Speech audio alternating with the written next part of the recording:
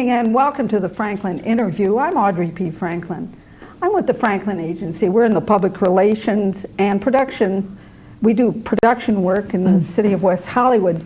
My guest for this 15-minute segment is Dr. Len Bergantino. And I notice on your business card, Len, you say Gestalt Marital Couple Psychotherapy. Now, I've never had a psychotherapist, come on the Franklin Interview with such a, title. Well, I'm in the private practice of clinical psychology, and after 20 years... You've been in the field that long, Len? 20 years, yeah. 1972 I was licensed. And I practiced in West Los Angeles, and I thought this really synthesizes what my 20 years experience is about. The Gestalt part of it is working with the hot seat. Working with the hot seat? The hot seat, yeah. I like to keep both people, when I work with them, in the hot seat. And I'll tell you why. What I find in one of the snags in working with couples, or people in general, is that the most intolerable parts of themselves, they want to do absolutely nothing about, and are totally willing to inflict on their partner while they deny that it ever exists. So if you get them in the hot seat, then the question is, do they have any good faith in the work? Are they both willing to carry on the work to show a kind of mindfulness at the conscious, at the unconscious level, where they become interesting human beings? Because, in other words, what you're saying, Len, they do have to change at one point. They don't have to, but they may just be intolerable to be around if they don't. At the most primitive levels, the absolute core of their being, which is hardly ever gets touched because it's become such a legalistic society. Most therapists figure if they work at that level, they'll get sued anyways. But I like to live on the edge, so I work that way. Do you think it's mainly habit that brings this about? I think it's how they're raised from the day they're born. And, from the first 9 months on, their primitive characteristics pretty well get them stuck in a certain way. I mean, but you see people, they just, you see them out to dinner, and the wife looks this way, doesn't say a word, 30, 45 minutes, and the husband looks this way, or the couple, and there's no communication, no contact at all. Another version of it is the television set. Let's both become totally blanked out and watch the television with no communication with each other. Well, which there's a reason for, because usually one or both haven't developed their minds to any extent where they would be worth talking to. So, well, how can they carry on a household? How can they run a household? Well, the same as the maid does.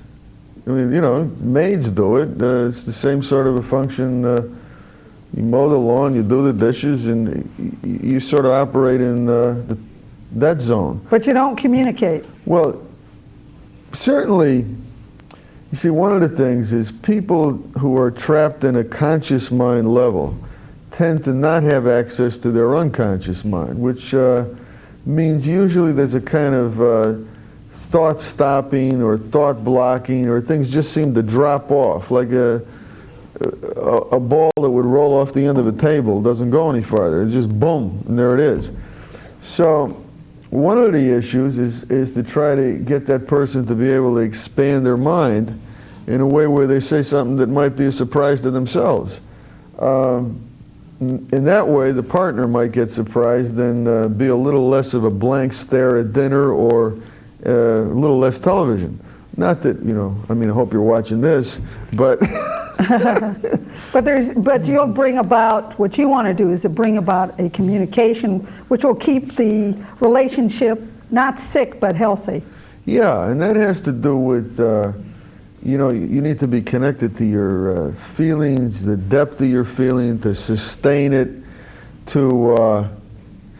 basically, if we're in a relationship and it's blocked, what what I would be showed would be an emotionally dissatisfied experience. So the problem is how to have two partners in a relationship where what one offers the other or the other offers is a kind of emotional contact or nourishment on a sustained basis that creates an emotionally satisfied experience.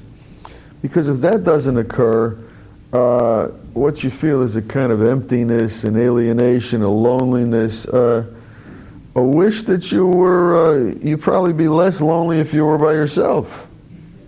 So what you're doing, you're trying to teach people how to grow emotionally? That's a good way to put it. I would say that's a good way to put it. The other thing I find is the level of deadness in people sustained within themselves, the level of defense, the level of sluggishness, not very alive. The question is how to get that aliveness back that you see in children. That's what people love about children. How close But children are we... so innocent. Yeah, well, unfortunately, they're so human. But I mean, the problem is how to get that back in your own enlivenment, connectedness, and sensitivity from one to another. Otherwise, you got two stiffs in a room. Repression, you know, like, you get two people who come in like this. So and you can yeah. analyze that about them. Yeah, and I make it a point to, in the work, make sure I individuate, and I'm clearly myself, and if I don't like that kind of a response, you know, I mean, I let you know that I'm in a different space, and you got to deal with me about it, and then the working through of that seems to free the repression up. It's like they can't put me in a straitjacket and get away with it because I'm untamable. How many, I mean, it seems to me that relationships are harder to keep going in our times than ever before. In other words, you know, the day of the 50th anniversary, do you think that is going to be commonplace in the years to come? Or people are, let's say, they like to change every 5 to 10 years and get a new partner. Geez, I don't know. It's hard to say. I know what's required is two people who live in good faith, who are willing to work